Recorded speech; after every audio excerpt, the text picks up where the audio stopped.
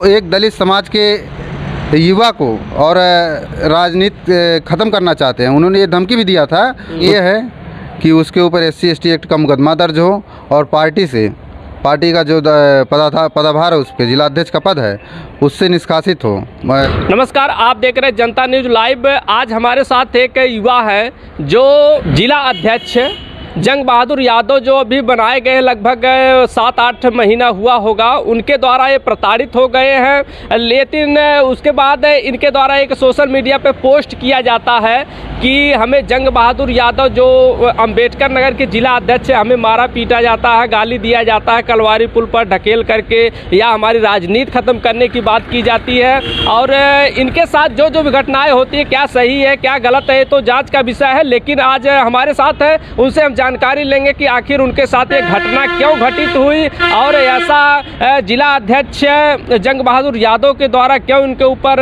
मारा पीटा गया कि नहीं मारा पीटा गया। चलिए हम जानेंगे और जानकारी पहले लेंगे कि इनका थोड़ा परिचय। सर, आपका परिचय पहले तो आपको बहुत बहुत धन्यवाद जी। मैं अमन गौतम और मैं समाजवादी पार्टी के एक विंग है जो समाजवादी अंबेडकर वाहिनी है, उसमें मैं राष्ट्रीय सचिव पद पर मनोनीत हूँ जी।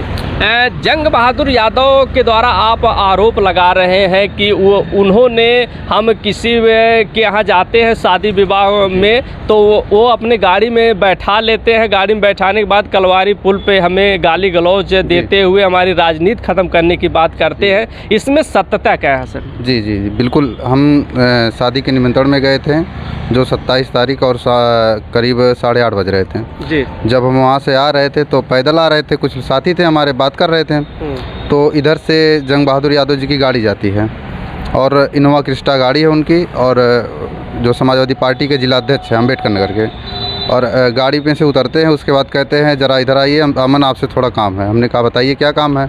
किनारे ले जाते हैं और कहते हैं कि तुम बहुत बड़े नेता हो गए हो, कि राष्ट्रीय सचिव बने, कभी मुझसे मिलने आए, गुटबाजी कर रहे हो पार्टी में।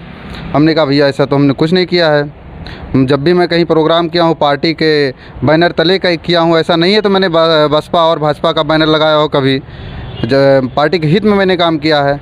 तो कह रहे हैं ये दिमाग ख़राब हो गया तुम्हारा, एक कलम चलाऊँगा पार्टी से बाहर, सुबह तक नजर आओगे। हमने कहा ठीक है भाई, आपके हाथ में अगर वो पावर हो तो आप निकाल दीजिए पार्टी से। तो वो कहते हैं हमसे जुबान लड़ाओगे, दिमाग ख़राब है, गाड़ी में बैठाओ इसको। ये शब्द था उनका, एकदम रौब में। कहते गाड़ी को दिमाग ख़राब है इसका। हमें धक्का देते हुए गाड़ी में ले जाते, बैठाते हैं, और उसके बाद जब हमारे साथी लोग पूछते कहाँ, तो कहते हैं कि निमंत्रण में चलिए मिलेंगे वहीं। निमंत्रण जब वहाँ पहुँचते हैं तो हमने कहा भाई अब रोको गाड़ी। वो कहते गाड़ी नहीं रुकेगी, गाड़ी लेके चलो यार, बढ़ाओ गाड़ी।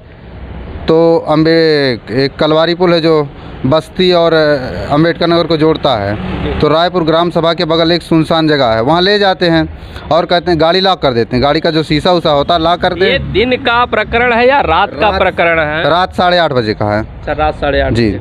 और गाड़ी का शीशा दोनों तरफ से लॉक कर देते हैं। बगल में कोई दूसरा व्यक्ति, मैं उसको नहीं पहचानता, अनजान था, और इधर तो जंग बहादुर यादव बैठे हुए थे, और वो बार बार जो है उल्टी सीधी बातें कर रहे थे और कह रहे थे कि जब हम जवाब देना चाहें तो वो कह रहे थे इतना जूता मारेंगे अभी तुम्हें, यही निकाल के गाली देते हुए कि तुम्हारा दिमाग सही हो जाएगा।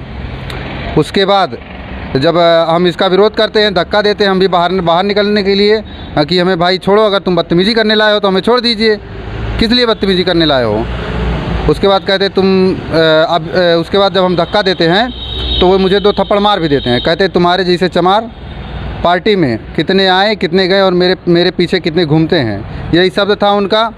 और मैंने इस मामले को लेकर अलीगंज थाने में तहरीर दिया है और CO की भी मैंने दिया था, और सुनने में आया है कि अलीगंज का जो था SO हैं, उन्होंने मामले को जो है कह रहे हैं कि ये फर्जी है, और अगर ये मुकदमा नहीं दर्ज होता है तो कल हम अपने साथियों के साथ पहले तो हम जाएंगे SP के यहाँ एक तहरीर देंगे, उसके बाद 2 दिन का हम प्रशासन को समय देंगे। अगर प्रशासन नहीं मानती है तो हम अकबरपुर स्थित डॉक्टर भीमराव अंबेडकर मूर्ति के पास अपने समाज के लोगों के साथ धरना देंगे और आमरण अनशन का वहीं से चालू कर देंगे हम। तो आप मांग क्या करते हैं? जैसे कि आपके जंग बहादुर पे आरोप लगा रहे हैं और उनके कार्यकर्ता के द्वारा ये कहा जा रहा है कि फर्जी है, जबकि आपने बताया कि यस्सो साहब ने भी कह दिया कि फर्जी है। जी। जो सोशल मीडिया पर एक मीडिया के द्वारा भी कहा गया कि मामला फर्जी है, तो आप अकेले चना भाड़ कैसे फोड़ेगा, इसको क्या कहेंगे आप? जैसे मुझे सुनने में आया है कि एक मीडिया के थ्रू मुझे सुनने में आया है, और मेरा मांग ये है कि उसके ऊपर SC/ST एक्ट का मुकदमा दर्ज हो और पार्टी का जो पदभार है, उसके जिलाध्यक्ष का पद है, उससे निष्कासित हो, हटाया जाए और पार्टी से भी निष्कासित किया जाए। आपने SC कास्ट के आप हैं, जी, उसके बाद आप जिला अध्यक्ष से पंगा ले रहे हैं, जो उनके 3-3, 4-4 विधायक अम्बेडकर नगर पे जब चाहें तो आपकी बात को दबाया जा सकता है, आपके साथ कोई खड़ा नहीं है और उनके साथ में बहुत से लोग खड़े हैं। तो कहीं ना कहीं लगता है आपके साथ होनी अनहोनी अगर हो जाए तो आप जिम्मेदार किसको मानते हैं? जाहिर सी बात है जंग बहादुर जी होंगे, मेरा और किसी से कोई रंजिशें नहीं है। और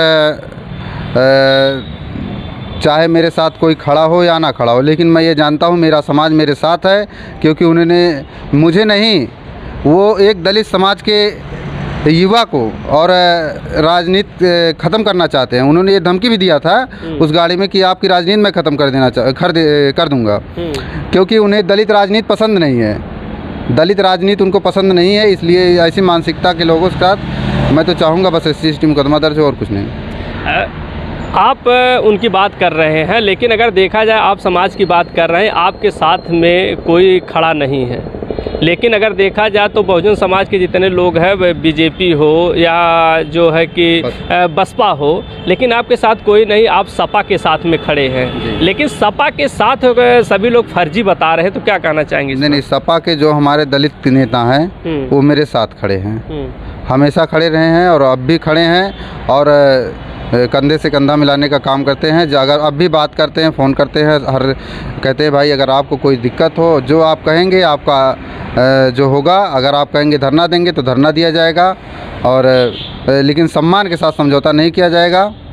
ये हमारे से जो दलित साथियों का बात है। अब अभी देखिए अमन गौतम जी से आप सुन रहे थे किस प्रकार से जंग बहादुर यादव के द्वारा ये प्रताड़ित होते हैं। उसके बाद इन्हें 16 समझौता की भी कोशिश की जा रही है उनके द्वारा कि आप बात को मान लीजिए, 16 समझौता कर लीजिए। अमन जी का आरोप है कि हम ऐसे ही हार मानने वाले नहीं, हम अनशन पर बैठ जाएंगे, भूख हड़ताल करेंगे। अब देखते हैं कि इनकी जो मांग ये कर रहे हैं पूरा होगी कि नहीं होगी है, उसके बाद जाँच का विषय है। और आगे भी आप बने रहे। जय हिंद।